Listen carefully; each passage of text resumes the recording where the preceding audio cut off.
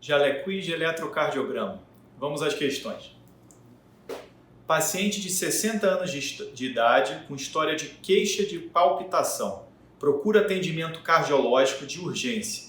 O ECG do atendimento revela fibrilação atrial, taquicardia paroxística supraventricular, taquicardia ventricular, flutter atrial, eletro normal. No eletro a gente identifica o quê? Um ritmo com átrio acelerado, as ondas atriais, que são ondas F, têm um aspecto serrilhado, estão com uma frequência de quase 300 batimentos por minuto, e uma resposta ventricular em torno de 75 batimentos por minuto. Ou seja, é uma taquiarritmia da parte de cima do coração. Que taquiarritmia é essa? É um flutter atrial. Esse aspecto serrilhado, típico de dente de serrote, caracteriza o flutter atrial. Então, resposta para a gente, letra D de dado, flutter atrial.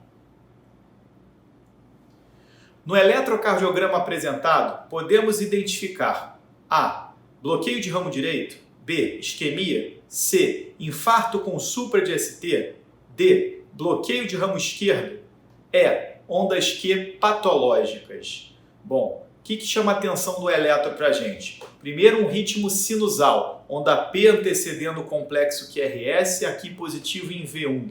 Além disso, a gente tem um padrão de QRS alargado. QRS alargado faz sempre a gente pensar em distúrbio eletrolítico ou bloqueio de ramo.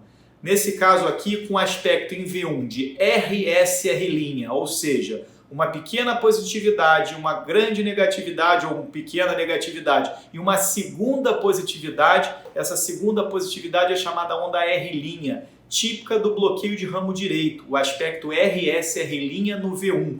E o aspecto em V6 de uma positividade com uma negatividade terminal tardia, alentecida.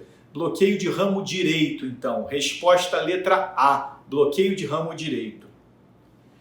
Paciente hipertenso de longa data, sem controle adequado. Foi ao cardiologista que lhe pediu diversos exames, entre eles um eletro que indica. Letra A, fibrilação atrial? Não. A gente vê um ritmo sinusal, onda P antecedendo QRS positivo em D1 e D2. Bloqueio de ramo direito avançado? Bloqueio de ramo avançado faz o QRS alargar. Para chamar de avançado tem que ter mais do que 3 quadradinhos de duração. Então não é nem bloqueio de ramo direito avançado, nem bloqueio de ramo esquerdo avançado. Sobrecarga ventricular direita? Tipicamente a sobrecarga ventricular direita pode ter uma apresentação variada, mas é muito comum um desvio de eixo para a direita ou muita positividade no V1, coisas que a gente não vê aqui. O que a gente vê aqui é uma grande negatividade no V1 com uma grande positividade no V6. Isso é típico da sobrecarga ventricular esquerda. O aumento de forças que estão produzindo, o aumento da parede ventricular, do ventrículo esquerdo, aumentam essas forças geradas, os vetores de cavidade esquerda. Esses vetores fogem do V1 e apontam para o V6. Então, tipicamente, esse aspecto de mais negatividade no V1, mais positividade no V6, dá para a gente o padrão de sobrecarga ventricular esquerda. Então, resposta letra D, sobrecarga ventricular esquerda. São achados eletrocardiográficos comuns de pacientes com doença coronariana, exceto, paciente com doença coronariana pode ter alterações do QRS, do segmento ST e da onda T. Então, no QRS, podem aparecer as Qs patológicas ou amputação de QRS. No segmento ST, posso ter supra e infra do segmento ST. Na onda T, eu posso ter ondas simétricas ou ondas invertidas, típicas da isquemia. O que eu não espero no eletro de uma doença coronariana é a onda Epsilon. Onda Epsilon é típica de uma doença chamada displasia ventricular direita arritmogênica, mais comumente chamada de displasia de VD, ou cardiopatia direita arritmogênica, ou cardiopatia arritmogênica de ventrículo direito.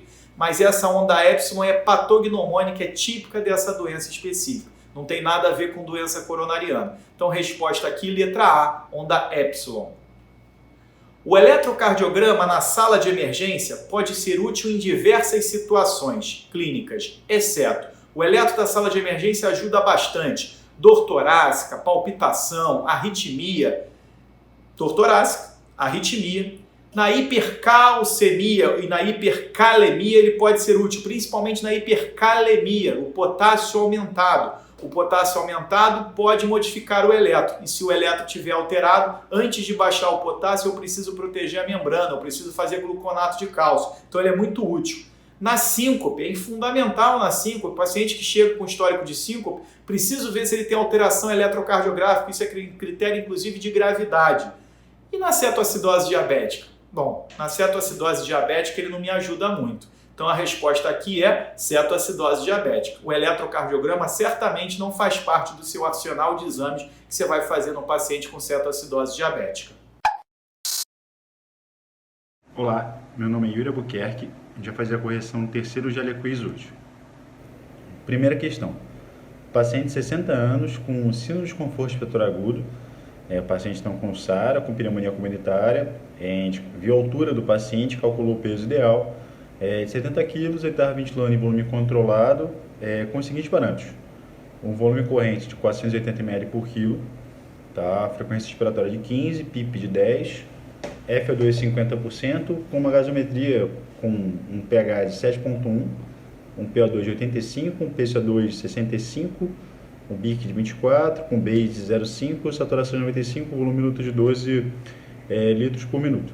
E quais devem ser os ajustes necessários para manter a estratégia ventilatória protetora e também, ao mesmo tempo, estabilizar o paciente. Da forma geral, na síndrome de conforto respiratório agudo, o estudo ARMA Trial, que foi o estudo que revolucionou a ventilação mecânica, a gente recomenda um volume corrente com 6 ml por quilo do peso corporal predito. Então, assim, não é o peso atual do paciente, sim o peso baseado pela altura. A fórmula mais que a gente utiliza, a fórmula de Levine, está disposta no Google, em qualquer livro de ventilação mecânica, a gente utiliza muito lá na prática clínica. Então, como o paciente está com um volume corrente de 480, e o volume corrente pelo peso ideal dele para 6 ml por quilo seria 420, a gente vai ter que primeiro diminuir o volume corrente para 420 ml. Tá? Então, esse ponto número 1.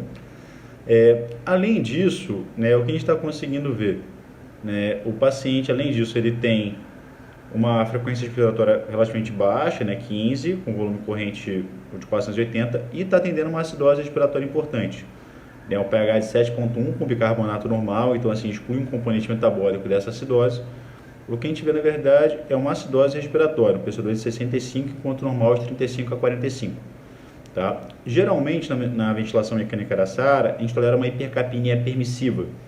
Então, assim, até 7.2, 7.15, a gente poderia tolerar de forma a tentar manter uma estratégia ventilatória protetora, tá? E não provocar um mal para o paciente. Porém, 7.1 está muito reduzido e nesse caso a gente pode aumentar um pouco a frequência respiratória para aumentar o volume minuto.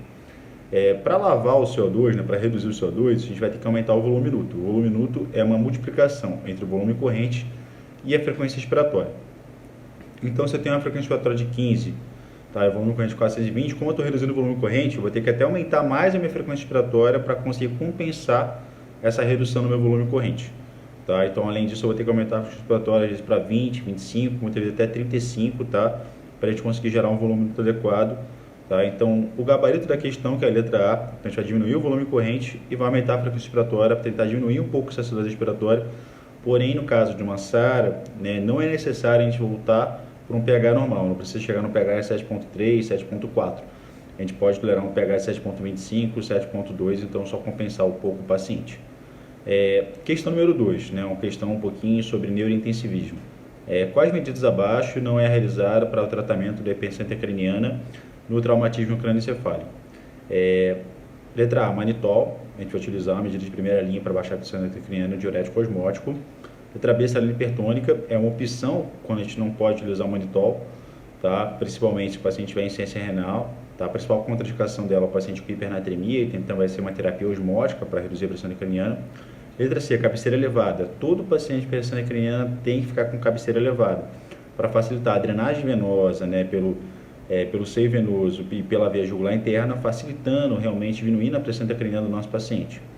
Letra E, dexametasona. Essa é a resposta. Não é uma medida para o traumatismo crânioencefálico. Tem o estudo DECA Trial, que foi um estudo gigante e que não mostrou benefício. Tanto que o Brain Trauma Foundation, o BTF, ele recomenda como classe 3. Então, não é recomendado você fazer dexametasona no contexto de hipertensão intracraniana por traumatismo crânioencefálico. Caso você tenha hipertensão intracraniana por um tumor, e você tem um componente edema, relacionado ao tumor, edema vasogênico, aí nesse caso você vai utilizar a dexametasona. Letra E, sedação. A sedação tem uma medida de primeira linha para tratar a hipertensão intracraniana, e com isso você vai reduzir também o consumo de oxigênio cerebral. A gente vai dar preferência principalmente para o propofol e o midazolam. Em casos refratários, provavelmente também até o barbitúrico, o tipental, mas não seria uma medida de primeira linha, e sim de segunda ou terceira linha. Questão número 3. Qual hipnótico para a sequência rápida de intubação que inibe a esteroidogênese? É uma questão clássica, conceitual. A sequência rápida de intubação ela consiste em hipnótico e bloqueador neuromuscular. Dois hipnóticos, o que inibe a esteroidogênese é o etomidato, que é a letra C, que é o gabarito da questão. Antes até era avogado que o paciente com etomidato você teria uma contraindicação no paciente com choque séptico, porque você inibe a esteroidogênese, então você diminui a resposta ao trauma pela redução da síntese de cortisol. Tá? E até algumas pessoas faziam até um corticóide, uma dose de hidrocortisona extra, que seria uma inibição reversível. Ninguém conseguiu comprovar realmente esse estudo. E é lembrado que assim, o etomidato ele dá uma estabilidade hemodinâmica muito grande na hora da intubação. Então é uma opção terapêutica interessante. Você vai intubar um paciente com choque, tá? Junto com a ketamina, que também tem efeito até hipertensão outras vezes. Então o etomidato, a letra C, que é a resposta da questão. Questão número 4. Paciente de cetose diabética com pH de 6 e 8 foi indicada a reposição de bicarbonato. Posteriormente, esse paciente evoluiu com tetania e sinais de Trousseau. Qual o diagnóstico mais provável? Então, a tetania e sinais de Trousseau, eles são classicamente sinais relacionados à hipocalcemia. Tá? Lembrar que primeiro cetose diabética, você só vai indicar a reposição de carbonato, principalmente quando o paciente tem um pH menor que 6,9. Tá? A gente tem estudos que mostram isso, não tem evidência de fazer bicarbonatos de pH tiver maior que 6,9. Então, tetania e sinais de Trousseau são relacionados realmente à hipocalcemia. Tá? E lembrar que quando a gente faz o bicarbonato, o cálcio está presente no nosso organismo de duas formas. Um ligado à albumina, então ligado à proteína, e outro na forma ionizável, na forma livre no plasma. Quando a gente faz o bicarbonato, a gente vai ter uma tendência a aumentar a ligação do cálcio à forma ligada à proteína. E o cálcio que é o efetivo é o cálcio ionizável. Então a gente vai aumentar o cálcio ligado à albumina e reduzir o cálcio ionizável. Então você vai ter uma tendência a fazer um quadro de hipocalcemia. Tá? Então, é a letra D, que é o gabarito da questão, hipocalcemia. Então, sempre que você for repor bicarbonato, tem que tomar muito cuidado com como estão os níveis de cálcio do paciente para não induzir um quadro de hipocalcemia aguda, por conta que você vai reduzir o cálcio ionizável, tá? E vai aumentar o cálcio ligado à albumina. E questão 5, uma questão conceitual, quais as medicações abaixo não aumenta o intervalo QT? Isso é bem interessante na nossa prática clínica, porque o intervalo QT a gente sabe que o grande risco é fazer o torsade de Puan, que é uma arritmia ventricular polimórfica com QT prolongado, tá? E muitas das medicações que a gente utiliza aumentam o intervalo QT, às vezes a gente não dá muita importância para isso. Por exemplo, a letra A, que é a claritromicina, que é um antibiótico macrolídeo, que a gente vai utilizar para pacientes com pneumonias atípicas e que aumenta o intervalo QT. Letra B, a mildarona, é um antiarrítmico da classe 3, vagoíneos, inibidor de canal de potássio, então ele aumenta o intervalo QT. Lembrar que as drogas antiarrítmicas, elas também são pró-arrítmicas. Letra C, o sotalol, que ele tem efeito tanto de beta-bloqueador como inibidor da corrente de canal de potássio, então ele também vai aumentar o intervalo QT. Letra B, o haloperidol, um antipsicótico típico, que aumenta o intervalo QT também. E a letra E, que é o gabarito da questão, que é a lidocaína, tá? Que é um antiarrítmico classe 1B de vagoíneos e que não aumenta o intervalo QT. Tá? Então, é um antiarrítmico que não aumenta o intervalo QT, inclusive seria de escolha, quando você tem, por exemplo, uma intoxicação para antidepressivo tricíclico, aumenta o intervalo QT, e seria uma medicação muito interessante. Então, é o gabarito que a gente tem. 1, letra A, 2, letra D, 3, letra C, 4, D, 5, E. Espero que vocês tenham gostado e até o próximo Jale Quiz. Olá, gente! Bem-vindos a terceiro Jale Quiz. Agora a gente vai fazer a correção da segunda fase dos exames laboratoriais. Gente, medicina não é competição, mas aqui no Jale Quiz a gente sabe que tem um pouquinho. E agora a gente vai discutir para aproveitar para aprender na competição e ver o que é o gabarito, o que se queria em cada questão. Então vamos lá, questão número 1. Eu vou ler aqui para vocês a questão e aí a gente discute um pouco. Olha, chega na emergência um paciente de 19 anos com rebaixamento do nível de consciência e um quadro de acidose metabólica. Então já falou que tem acidose metabólica. Os exames mostram Aí tem um pH de 7,29, bicarbonato de 12, PCO2 de 26, sódio 140, cloro de 98, potássio de 4. Tá. Aí olha lá, veio a pergunta da questão. Qual das opções abaixo não é uma causa provável desse quadro? Então contou uma história, mostrou uma gasometria e perguntou o que não é provável. Vamos dar uma olhadinha rápida nas opções. Tem um monte de causas de acidose metabólica, a gente já sabe que é, e aí fala qual que não é. Vamos primeiro, então, analisar a gasometria e depois a gente discute. Vamos lá separar as coisinhas que tem na gasometria, tirar um pouco a história, que a história a gente já viu que não tem muita dica. Bem, tá aqui a gasometria, tem ali um pH de 7,29, bicarbonato de 12, então bicarbonato baixo com pH baixo tem acidose metabólica. O que a gente tem que fazer na acidose metabólica? A gente tem que fazer, primeiro, duas coisas. Ver se o PCO2 está normal. Então, a gente vai calcular o PCO2 esperado e calcular o anion gap. Vamos lá, começar pelo PCO2. Olha, o PCO2 esperado é igual ao bicarbonato vezes 1,5 mais 8. Vamos fazer a continha, então? Vamos lá, o PCO2 tem que ser igual a 18, que é 12 vezes 1,5, que é o bicarbonato vezes 1,5, mais 8. 18 mais 8, 26. O PCO2 era 26, tranquilo, não tem distúrbio respiratório. É só acidose metabólica. Então vamos fazer o anion gap. Lembra como é que é o anion gap? O anion gap é o sódio menos o cloro menos o bicarbonato. Então beleza, vamos lá botar os numerozinhos. 140 menos 98 menos 12. 140 menos 98 menos 12 é 140 menos 110, dá 30. Então a gente tem um anion gap de 30, que é um anion gap aumentado, com PCO2 normal. Então a gente sabe, a gente tem uma acidose metabólica anion gap aumentado. Então é só olhar as opções. Vamos olhar as opções e ver qual que não é uma causa de acidose metabólica com anion gap aumentado. Vamos lá. Cetoacidose diabética, dá acidose metabólica com anion gap aumentado? Dá. Acidose lática? Dá. Intoxicação por etanol? Dá. Intoxicação por AS, por aspirina, salicilato? Dá.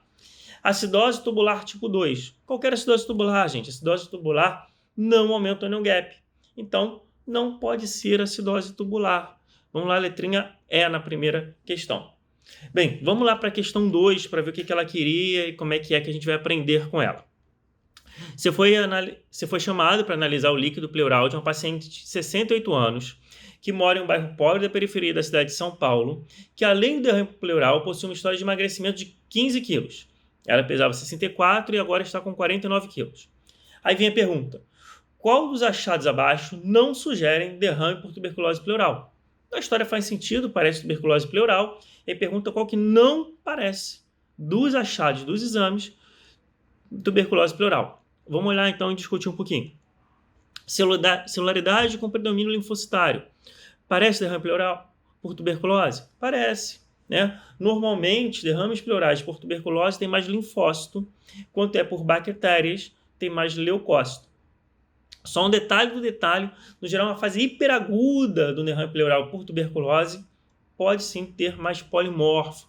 Desculpa, a bactéria é mais polimorfo. Então, tuberculose no comecinho pode ter mais polimorfo, mas normalmente tuberculose mais linfócito mesmo está certinho. Precisa de ADA maior que 40, fala a favor de tuberculose? Fala a favor de tuberculose. Aí vem um pouquinho de colesterol, proteínas no líquidos e deshidrogenase lática, que é o LDH. Lembra, gente, isso é o que define se é um exudato ou um transudato. Tuberculose, classicamente, é um exudato. Então vamos dar uma olhadinha para ver o que fala mais a favor de exudato ou transudato. Colesterol no líquido pleural abaixo de 40. Não, gente. Exudatos têm colesterol altos, acima de 40, às vezes acima de 50. Colesterol estar baixo fala contra ser tuberculose. Então essa letrinha C aí já deve ser a resposta. Vamos olhar as outras. Proteínas no líquido pleural acima de 2,9. Sim, isso fala a favor de exudato, fala a favor de tuberculose mesmo. Deshidrogenase lática acima de 2/3 do valor plasmático. Também fala, isso é até critério do Light, né? Critério para exudato do Light fala a favor de tuberculose. Então, letrinha C, normalmente tuberculose tem colesterol alto, normalmente os exudatos têm colesterol alto no líquido pleural. Beleza, vamos para a questão 3 então. A amostra de urina mais utilizada no mundo possui diversos nomes no Brasil. Verdade, chama EAS, urina tipo 1, ureanálise, sumário de urina. Cada estado, cada lugar do Brasil tem um nome diferente, mas é o mesmo exame, isso não é um problema. Os conceitos são os mesmos. Qual a alternativa correta? Vamos olhar as alternativas, então, para ver qual que está certa e as outras devem estar erradas. Vamos lá. Letra A. Como o rim consegue reabsorver glicose até uma concentração plasmática próxima de 180 mg por decilitro, a presença de glicose na urina obrigatoriamente significa que tem hiperglicemia? Não, gente. Você pode ter glicose na urina sem hiperglicemia se você tiver lesão tubular, por vários motivos, inclusive, ou se você estiver usando uma droga para diabetes chamada inibidor de SGLT2. Também faz glicosúria sem hiperglicemia. Então a letra A está errada. Problemas no rim ou uma classe de remédio para diabetes podem dar glicosúria sem hiperglicemia. Letra B. A positividade para proteínas de fita na urina pode ser uma dica para a presença de cadeias leves na urina. Antiga proteína de Benz-Jones. Não, gente. A fitinha no exame de urina, a parte de proteína, não vê cadeia leve. Ela vê albumina. Então, se você tiver proteínas de Benz-Jones, qualquer outra proteína, a fitinha do EAS, a fitinha do sumário de urina, da urina tipo 1, não vai ver. Ela vê só albumina. Então, a letra B está errada. Letra C. Nitritos positivos em vigência de sintomas de infecção urinária sugerem que a causa seja bactérias gram-negativas. Então, você tem nitrito na urina, você tem que ter bactérias que convertem nitratos em nitritos. Bactérias que geralmente convertem nitratos em nitritos costumam ser gram-negativos. Então, sim, se você tiver uma infecção urinária com nitritos positivos, você tem muito maior chance dessa infecção urinária ser causada por gram-negativos do que por gram-positivos, porque normalmente grãos positivos não convertem nitratos em nitritos. A presença de bactérias na urina sempre indica infecção urinária, independente da forma de coleta? Não, né? Se você tiver, inclusive, bactérias na urina sem sintomas, a gente entende que a maior parte dos pacientes não tem infecção urinária. Para ter infecção urinária, tem que ter sintomas urinários, senão você tem só uma bacteriúria. E claro, mesmo com sintomas, depende da forma de coleta. Se for por punção suprapúbica, por exemplo, qualquer bactéria a gente entende como bacteriúria. Então, qualquer bactéria com sintomas é infecção urinária. Então, a letra D está errada também. Letra E. O pH urinário normal é sempre muito próximo ao pH plasmático, entre 7,35 e 7,45. Não, gente. Normalmente, o pH urinário é menor que 7. É ali perto de 5,5, 5 a 7. Mas normalmente menor que 7, entre 5 e 7. Eventualmente, você pode até ter pHs mais alcalinos. Mas, normalmente, sem doença, o pH urinário é mais baixo. O nosso metabolismo gera mais ácido do que base. Os aminoácidos, as proteínas que a gente come, geram ácidos. Então, assim, a gente acaba tendo um excesso de ácido no organismo que são excretados pela urina. Então, pH urinário normalmente menor que 7. A gente viu ali, a letra C está correta. Nitrito positivo sugere, quando tem infecção urinária, que seja causada por gram-negativos. Letrinha C, nossa opção ali. Questão 4. Olha lá. Você está acompanhando um senhor de 65 anos que está internado em enfermaria de clínica médica para investigação de ascite. Beleza. Investigando a ascite, tem que fazer paracentese. Foi submetido à paracentese, coletou o líquido e aí a gente vai ter que falar o que está certo. Vamos lá. A presença de gasa, que é o gradiente albumina-soracite, maior que 1,1, é típico de neoplasia maligna?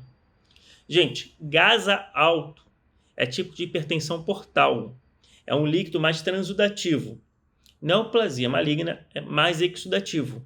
Então, neoplasias malignas normalmente têm gasa baixo. Então, a letra A está errada. B. A presença de sangue no líquido ascítico é tipo de tuberculose? Não. Normalmente, a ascite por tuberculose não tem sangue. Então, viu aquela ascite meio sanguinolenta, a chance de tuberculose é baixa. Letra B está errada. Letra C. A síndrome nefrótica, apesar de não ser uma causa inflamatória, pode ter gasa menor que 1,1? Isso é verdade, gente. Porque o que acontece? Muitas vezes na síndrome nefrótica, quando tem ascite, o paciente tem albuminas plasmáticas muito baixas. O cara tem a albumina plasmática de 1,4, 1,3. Então, se você tem 1,4 de albumina no sangue, qualquer coisinha que tiver de albumina no líquido ascítico, o gasa vai ser baixo. Então, é meio que uma exceção. Não é inflamatório, não é exudato, mas síndrome nefrótica pode dar gás abaixo. Então, letra C está corretinha. Letra D. O crescimento de várias espécies de bactérias diferentes no líquido ascítico é típico de PBE. Não. Normalmente, PBE é uma bactéria só e a mais comum é E. coli. Se você viu um líquido ascítico com 2, 3 bactérias, você tem que pensar que você pode estar na frente de uma peritonite bacteriana secundária, por doença diverticular, por apendicite. Então, cuidado, que deve não ser PBE. 2, 3 bactérias falam a favor de não ser PBE. Letra D está errada. Letra E. Proteína aumentar no líquido ascítico, principalmente acima de 2,5, aumentam muito a chance de PBE. Não. Proteína aumentada no líquido ascítico diminui a chance de PBE. Então, letra E está errada porque é justamente o oposto. Proteína alta no líquido ascítico, a chance de você ter PBE é bem mais baixa. Então, a gente viu ali a letra C, a única correta, é a nossa resposta. E agora, a última questãozinha dessa fase 2, para a gente já se preparar para a fase 3 daqui a pouco. Vamos ler o que é. Os marcadores tumorais plasmáticos, em sua maior parte, não fazem parte do diagnóstico de neoplasias malignas. Olha, a questão está ensinando uma coisa para a gente. Porém, podem ser de ajuda em algumas situações clínicas. Beleza. E aí fala sobre esses marcadores, qual a alternativa correta? Vamos ler, vamos marcar a correta. Letra A. O PSA, que é um antígeno prostático específico, não tem relação com a gravidade e o estadiamento dos tumores de próstata. Isso está errado, gente. PSA alto sugere maior gravidade. PSA acima de 20 é um marcador de tumor provavelmente mais avançado. PSA acima de 100 geralmente tem metástase óssea. Então, no câncer de próstata, quanto maior o PSA, maior a chance de ser doença avançada. A letra A está errada. Letra B. Valores de alfa-fetoproteína acima de 400 em pacientes com massa hepática sugere hepatocarcinoma? Sugere, tá? A gente não usa alfa-feto para fazer screening de câncer do tipo hepatocarcinoma. A gente não usa para nenhum screening alfa-feto. Antigamente a gente até usava para o paciente com cirrose, mas isso está caindo, tá? Antigamente, paciente com cirrose, a gente usava alfa-feto. Atualmente, a maior parte das diretrizes fala de fazer só ultrassom. Mas preste atenção, se o paciente tem uma massa no fígado, você já sabe que tem a massa, faz um pedido de alfa-feto, e o alfa-feto vem acima de 400, essa massa no fígado provavelmente é um hepatocarcinoma. Então, a letra B está certinha. C. O carcinoma embrionário, o antígeno carcino embrionário, CEA, é um antígeno muito específico para câncer de cólon. Não é. Deve ser usado para screening de tumor em pacientes assintomáticos com mais de 65 anos. Não, gente, não deve ser usado. Ele não é muito específico. Várias coisas aumentam o CEA, que inclusive não são câncer. Aliás, só o fato de você fumar, mesmo sem ter câncer, aumenta o CEA. Então, a gente não deve usar CEA para screening de tumor em paciente, independente da idade. Letra D. A calcitonina é muito útil para a investigação de tumor de tireoide, pois está aumentada em todos os tipos histológicos. Não.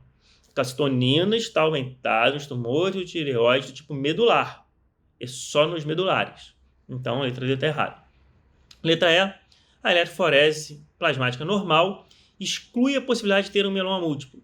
Não exclui. Isso por 2 motivos. Eventualmente, a gente tem um mieloma muito específico, é o mieloma não secretor. Então, existe um mieloma que não tem pico na eletroforese. Aliás, o ideal não é eletroforese. A gente hoje usa imunofixação ou imunoeletroforese, mas tudo bem.